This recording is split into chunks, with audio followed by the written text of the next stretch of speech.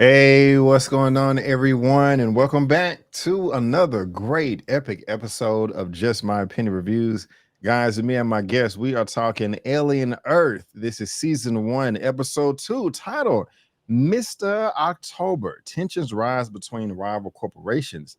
A reunion takes place, and a secret is revealed. Lamont, jumping right into the episode, what did you think? Did you like it? You like it? Did you hate it? You somewhere in between? What you think, sir? What you think? I loved it. You're just giving me full of love, like brother love from WWE. I've loved everything we've done with views this side. Me and you discussed in depth what it would be like when she found her brother, and now she's a synthoid. We discussed this. We discussed what it would be like. We discussed the awkwardness and behavior. It played out almost the way we explained it. And I can't wait to see more. The only thing I got to say is that brother should have been done kicked the bucket a couple of times. There's got to be something special about him that we'll find out as the season goes on. You know, so many people are saying that, and I don't think there's anything special about him. I mean, there could be, and I'm not against it, but I think he's just a regular guy that works hard and just able to survive. I don't think that he has any other abilities or anything, but you think it's something sinister he got up his sleeve.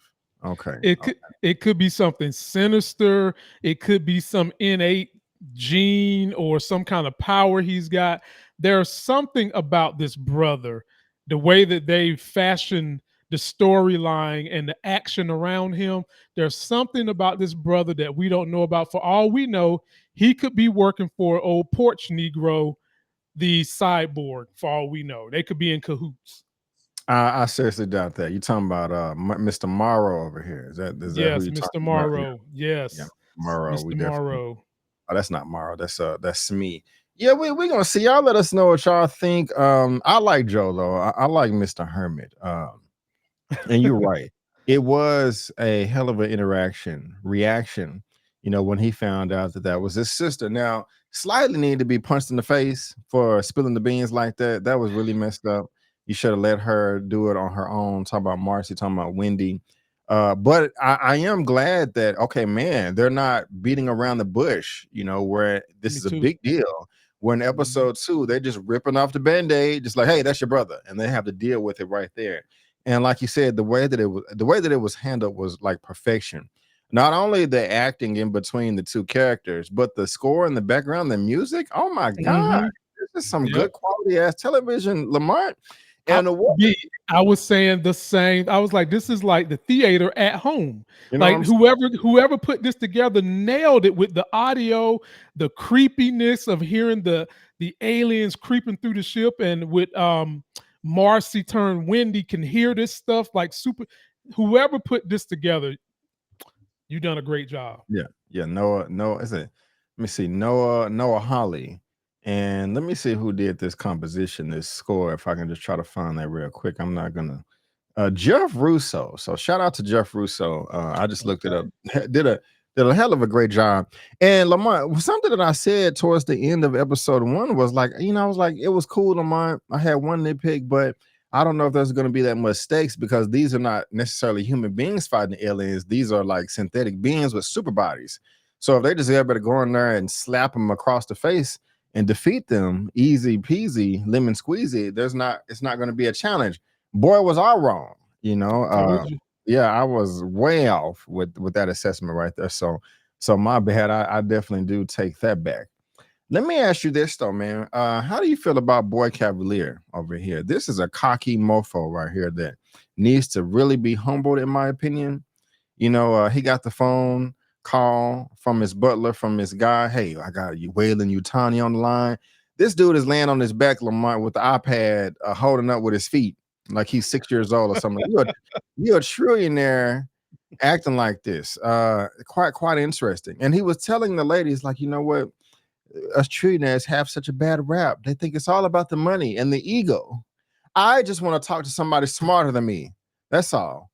What do you think about Boy Cavalier? Because I don't like him, if you couldn't tell already. They're doing a fantastic job of portraying a rich billionaire, trillionaire. This is the exact behavior I would expect Mark Zuckerberg behaved when he first became a billionaire, sitting around in a fucking robe, eating a damn apple, acting like a child, pretending it's not about the money, pretending that he's on this higher elevated mental plane. And usually when people do get to that kind of level of money, be Avery, it doesn't become, it's not about the money for them anymore, not for you, but everybody in your orbit who doesn't have that kind of money is chasing that kind of money. For them it becomes other things, and they're portraying it very well with Cavalier. And I wonder if this name is going to be an omen to some kind of cavalier behavior he's going to display later on. I still can't make heads or tails of him, other than the fact that he's created these synthoids, so the bodies are going to live forever, we think. And he is expecting those things to evolve to be as smart as he is, when at the end of the day, be Avery, one of these things might evolve to kill him. And I still do think that he's got some kind of kill switch for all these things. And I think that at some point in time, Wendy is going to be able to overcome all of it. Nice. I like it. I was just about to ask you that, man. I mean, he's smart enough to do this. He has to be smart enough to install some type of kill switch. You know, excuse me, I'm so sorry if they want to flip the script on him Right. and turn on him. You know what I'm saying? So that would be crazy if he didn't. Excuse me, what do you think about the conversation that he was having with Sister Girl Dame right here? Um, because he was just wanting to advance technology, but she was just like, well, if they're not human anymore, what's the point? You know, because he was like, people are afraid of AI because we're going to build a machine that's going to build a better machine that's going to be a better machine, you know, but they had the caveat because it's still the human consciousness. But I mean, is there anything else you wanted to add on with her commentary as well? Because she was down for the cause at the very beginning of their relationship, it seems like, but now she seems like she's having second thoughts. Every show has sacrificial lambs that are close to the people in power, and she's one of them.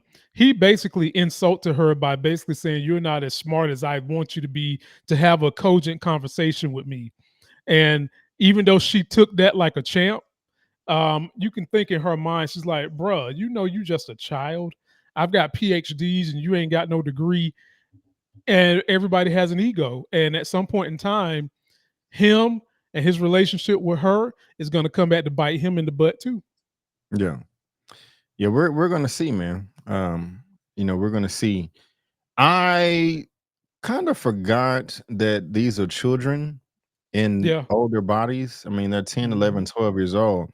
But there was a very mature moment from Slightly when Marcy was saying that she's like, hey, Slightly, this is a secret.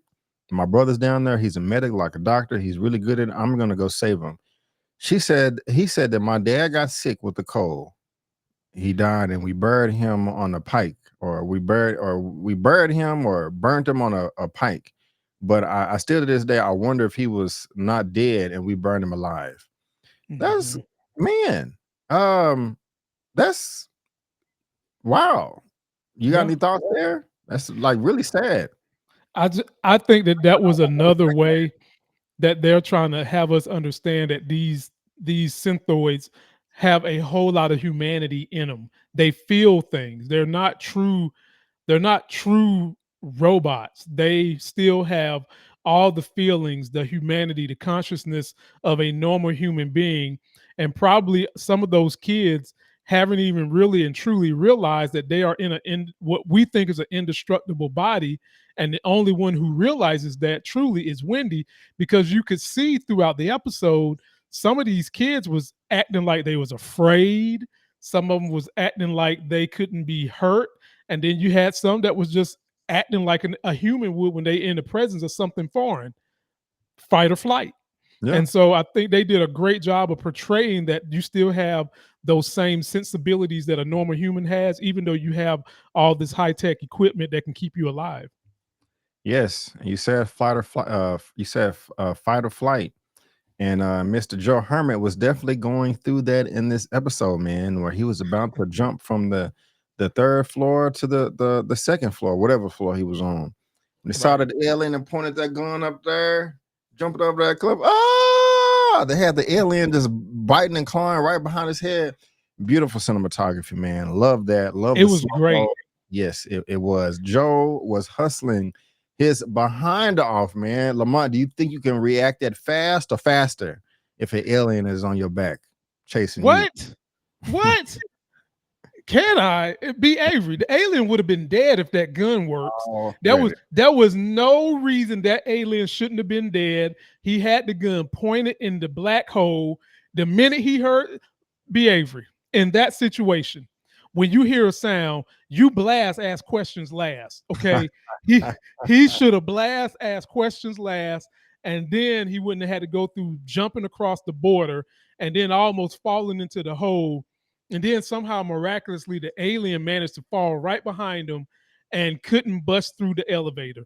Now, when he got in the elevator, B. Avery, that would have been an elevator that I would have never came out of until somebody came to rescue me if I didn't have a weapon. You know what I'm saying? For real. Yeah, Yeah. put your back against the wall, go to sleep. Yep. I can pitch a tent right here, man. Right. You know what I'm saying? Exactly. I ain't moving. I ain't moving. Like, don't let us be in a zombie apocalypse or alien invasion. We gonna make it, man. We gonna survive. Yeah, let somebody else sabotage us, betray us. You know, we Right, gonna make it out. right. You know what I'm saying? We gonna yeah. So We ain't as they said in World War Z, we ain't fucking around. We yeah, getting through the end of that movie. yeah. Lamont, how would you feel though, bro, if you got a scholarship, man? If you got accepted to medical school in Mars, Oh my God. but you can't go because you got 6-7 more months to go on your contract. Like, first of all, just the concept, like, yeah, I got to go to class on Mars. You know, that's just crazy in itself, right there. You know how far technology advanced, but he couldn't talk to nobody. He had to talk to a computer while his sister's hacking through the thing with coded messages and stuff.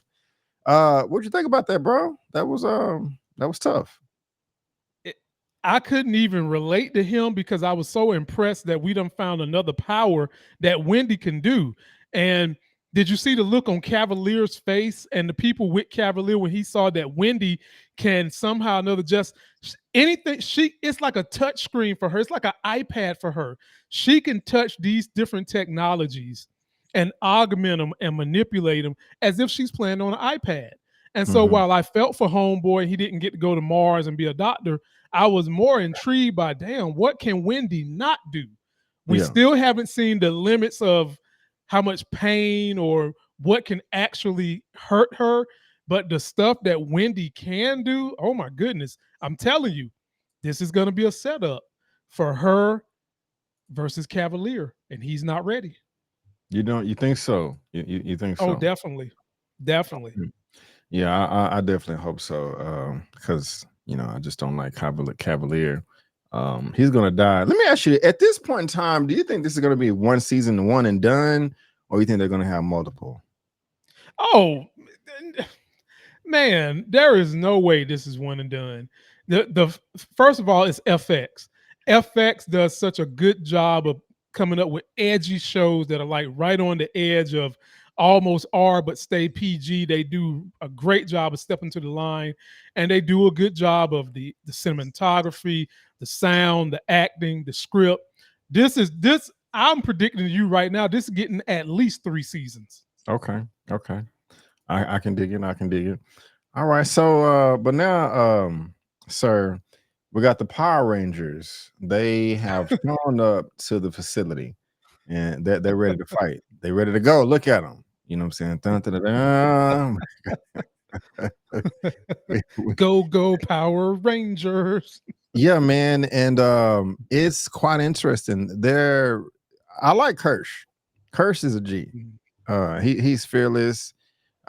He's artificial intelligence, and while they are, I don't trust him. Really? Why? What do you Nope. do to you? I just got this feeling in my gut, man. I don't trust him. Let me ask you this. So we're talking about that. If you had to pick somebody right now, are you team Weyland-Yutani or team Prodigy? If you had to pick, or neither? Golly, man, I'm team neither. Team neither. Okay. I'm team Wendy. That's who team I'm on.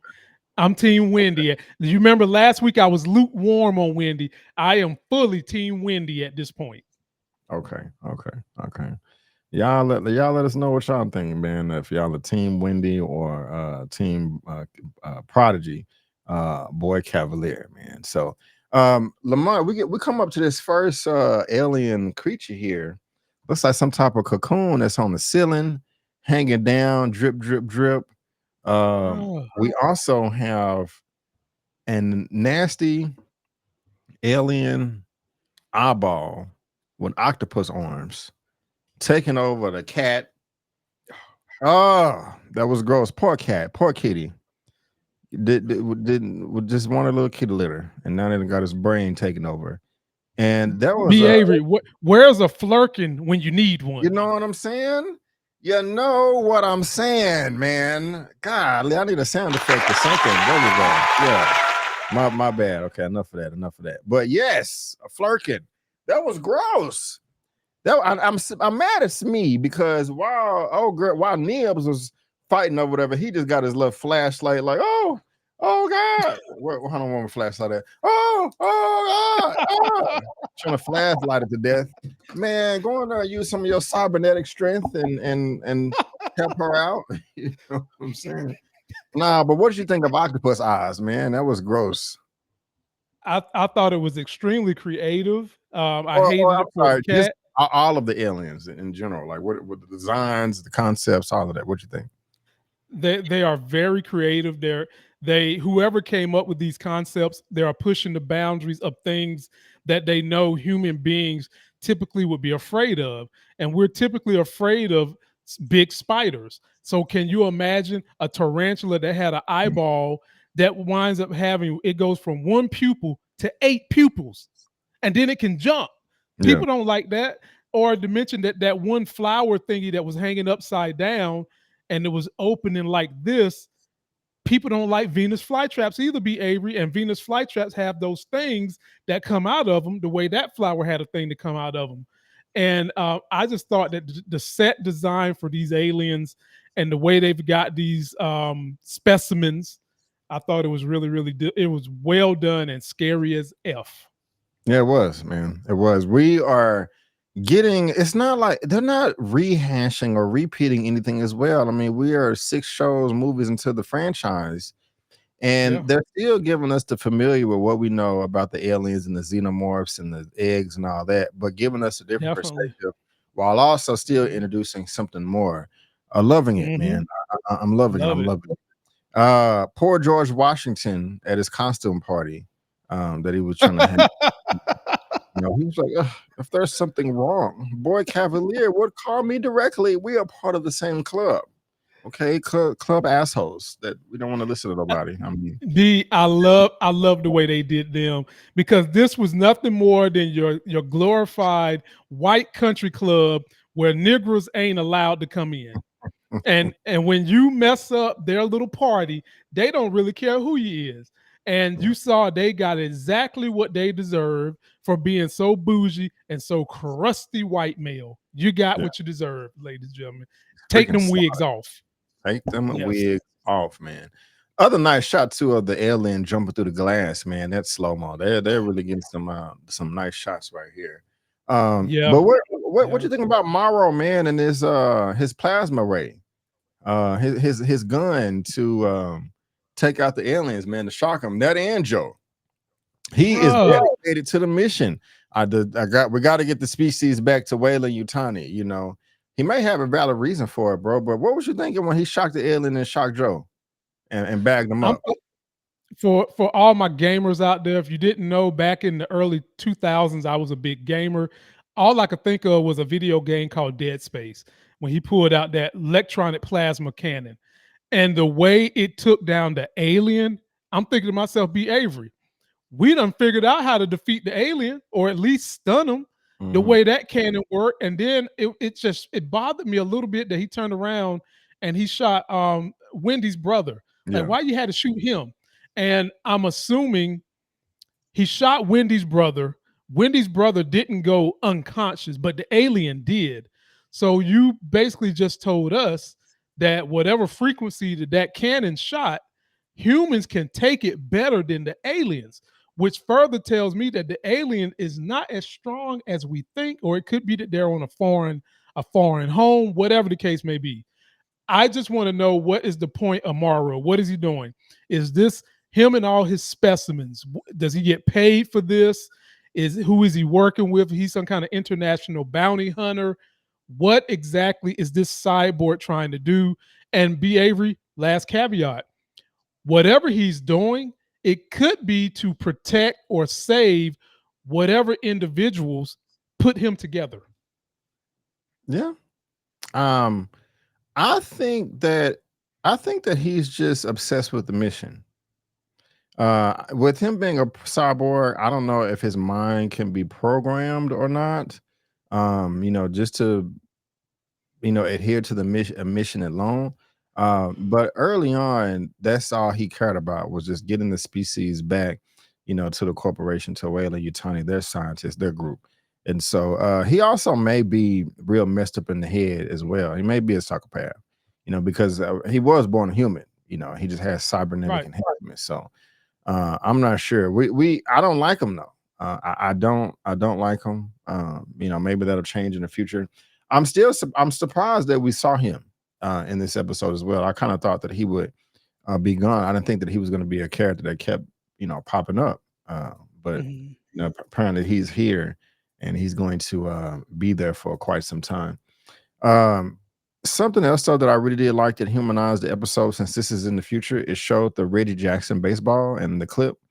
Uh, Joe Herman had that. And of course, he wasn't there at the time. He would have been a few hundred years old. Um, but I'm assuming that's just a memory that he had with his dad of just some type of broadcast of them, of that event. It kind of helps me think that there's something worth fighting for, like they're preserving humanity.